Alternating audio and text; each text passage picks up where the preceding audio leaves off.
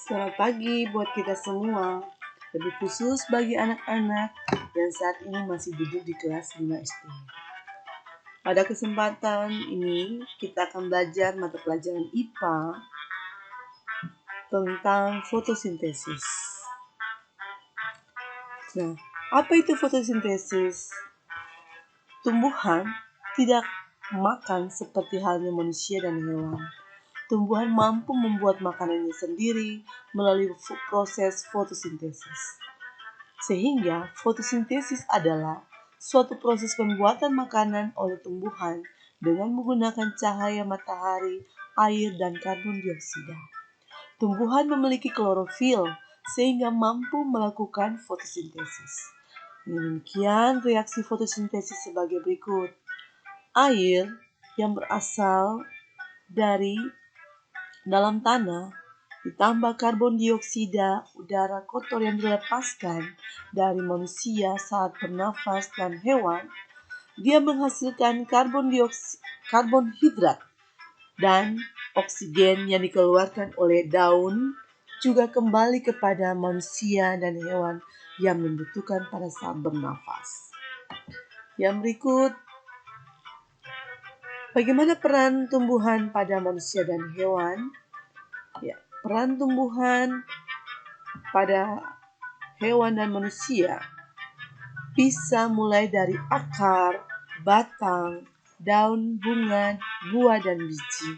Namun, tidak semua tumbuhan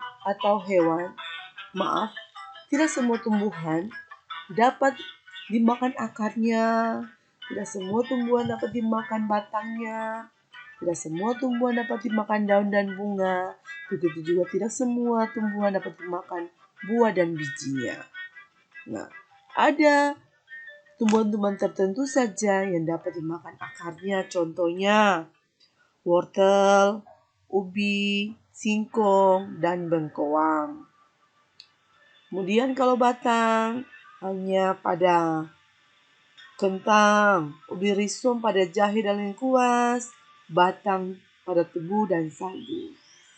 Begitu juga dengan daun dan bunga. Di sini ada bunga pepaya, bunga kol, ya, daun bisa daun bayam, daun sawi, kangkung, dan lain-lainnya. Kemudian pada buah dan biji, tidak semua tumbuhan dapat dimakan buah dan bijinya. Contohnya yang kita dapat makan biji-bijian, biji kacang hijau, biji merah, ya, dan buah-buah yang kita makan, apel, alpukat, durian, mangga, pisang, dan sebagainya. Yang berikut, peran tumbuhan sebagai produsen. Ya, produsen itu apa ya anak-anak? Tumbuhan mampu membuat makanannya sendiri, sehingga disebut sebagai produsen. Jika tumbuhan punah, manusia dan hewan akan kehilangan makanan dan oksigen. Oleh karena itu, manusia dan hewan sangat bergantung pada tumbuhan. Berkurangnya tumbuhan di sekitar kita juga akan menimbulkan ketidakseimbangan lingkungan, antara lain sebagai berikut. Pertama, bisa terjadi tanah longsor di daerah perbukitan. 2. Hewan-hewan kehilangan tempat tinggal karena pohon di hutan ditebangi secara liar. 3. 4.